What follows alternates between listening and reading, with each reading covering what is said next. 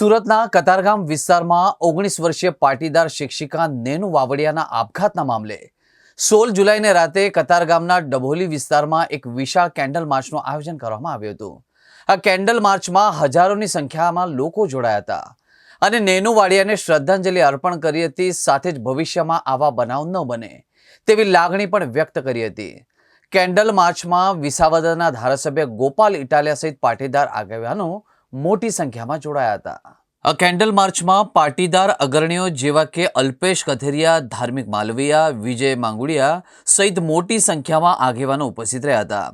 એ ઉપરાંત રાજકીય નેતાઓ પણ આ માર્ચમાં જોડાયા હતા, જેમાં કોંગ્રેસના નેતા પ્રતાપ દુધાત અને આમ આદમી પાર્ટીના વિસાવદરના ધારાસભ્ય ગોપાલ ઇટાલિયા પણ હાજર રહ્યા હતા.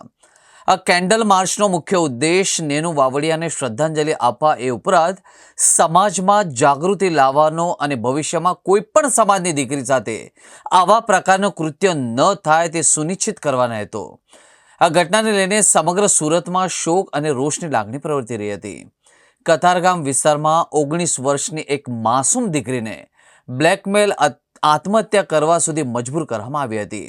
એ નિર્દોષ દીકરીને ન્યાય મળે એ માટે ગતરોજ કતારગામ ખાતે સર્વ સમાજ દ્વારા કેન્ડલ માર્ચ કરવામાં આવી હતી.